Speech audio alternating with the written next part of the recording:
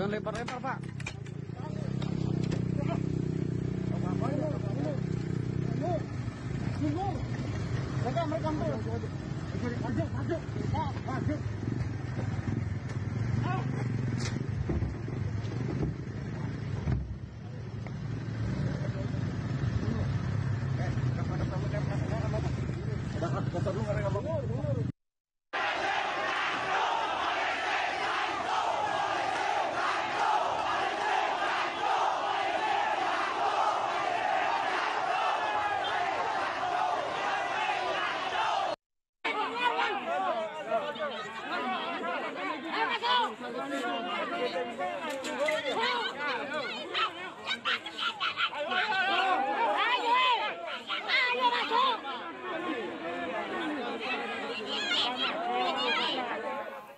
Bu Desi, kalau kita saksikan visual semacam itu yang bisa ditemukan di media sosial juga, logika sederhananya adalah diatur saja kondisinya masih begitu. Apalagi kalau dilonggarkan oleh pemerintah aturan yang ada saat ini. Menurut Anda apa poin yang harus diperhatikan dan bagaimana mencegah hal yang seperti ini terjadi ketika diberi pelonggaran oleh pemerintah, masyarakat kita tetap taat protokol kesehatan. Selain tadi Anda sebutkan poinnya adalah melibatkan komunitas-komunitas yang ada di masyarakat.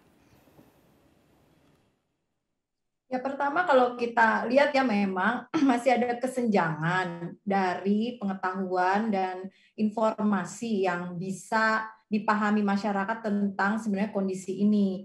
Itu dia yang saya bilang, sebaiknya informasi itu juga jangan terlalu membingungkan warga masyarakat karena bahaya ancamannya ini jadi semakin tidak jelas gitu. Karena sebenarnya ini memang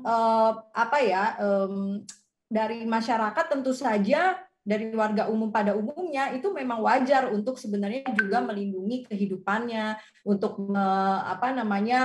meneruskan kehidupannya, karena itu juga ancaman buat kehidupannya selain COVID-19 ini gitu. Nah, bedanya adalah COVID-19 adalah bahaya yang tidak kelihatan, sedangkan ekonomi, ketidakmampuan untuk membeli sesuatu, tidak bisa makan, itu bahaya nyata yang ada dialami. Sehingga hal itu perlu dipahami. Oleh karena itu, sebenarnya ini juga ada catatan bagaimana cara pendekatan tata laksana di lapangan bagi aparat yang sedang menerapkan atau melaksanakan tugasnya sebagai penegak ya aturan PPKM darurat ini gitu. Jadi pendekatannya juga tetap harus, aturan itu sebenarnya bukan untuk menindas atau merugikan pihak yang diatur, bukan. Aturan itu harusnya merupakan sebuah proses edukasi dan sosialisasi. Jadi di bawah itu walaupun berseragam tetapi fungsinya adalah mengedukasi gitu ya, bukan sekedar melarang, sehingga para pelaku yang di lapangan itu juga harus dibekali tentang informasi yang cukup tentang bahaya COVID-19 ini dan bagaimana melakukan pendekatan kepada warga yang sedang diatur.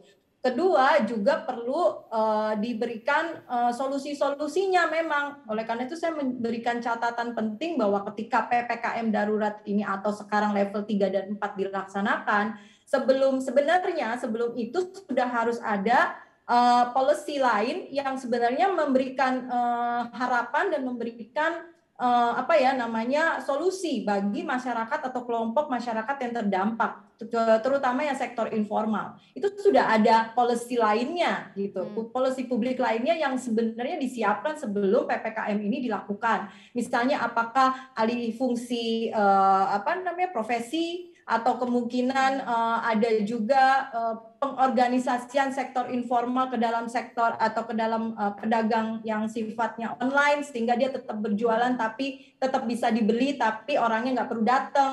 Jadi policy itu harusnya disiapkan untuk kelompok yang terdampak sebelum akhirnya penyekatan wilayah itu dilakukan. Tapi kalau udah disekat lalu kemudian tidak ada sosialisasi kepada mereka yang sedang melakukan kegiatan gitu ya, apalagi kegiatan yang berkaitan dengan pencarian nafkah, belum ada bansos yang turun.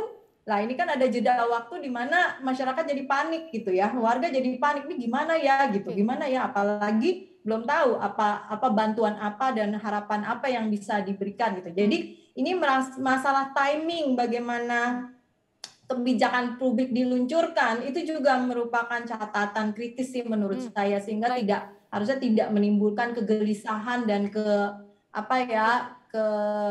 jadi kalau tadi saya lihat kan akhirnya coba kok tidak ada hati nurani, jadi perangnya bukan perang melawan virus, jadi perang terhadap sesama kita, padahal kita sama-sama ini dapat menghadapi bahaya yaitu yang sama, yaitu virus itu sendiri. Jangan sampai kita perang di antara kita. Baik, Pak Haryadi, tadi poin dari Bu Desi soal apa transformasi para pengusaha, pelaku usaha begitu. Seberapa besar peluang menyelamatkan dalam tanda petik Pak Haryadi upaya-upaya tadi yang disebutkan oleh Bu Desi, ada transformasi ke e-commerce misalnya atau alih jenis usaha atau seperti apa? Sudah dilakukan atau kemudian tidak berhasil atau seperti apa di lapangan? Nah ini Mbak, kita tuh selalu bias terhadap permasalahan utama yang kita hadapi itu apa. Yang kita hadapi ini adalah virus. Virus ini harus segera ditangani. Jadi tadi kan saya bilang PPKM dan sebagainya itu kan sifatnya adalah ad hoc. Jadi ad hoc kita panik melihat kasusnya meningkat, rumah sakit penuh, yaudah deh pokoknya PPKM. Ini saya menghitung udah 11 kali. Tambah perpanjangan 12 kali Mbak. Dari sejak kita PSBB pertama. Nah, apa sih pelajaran kita selama ini? Kan kita nggak menyelesaikan masalah utamanya gitu ya. Jadi ini kalau kita lihat dashboardnya Kemenkes ya Mbak ya.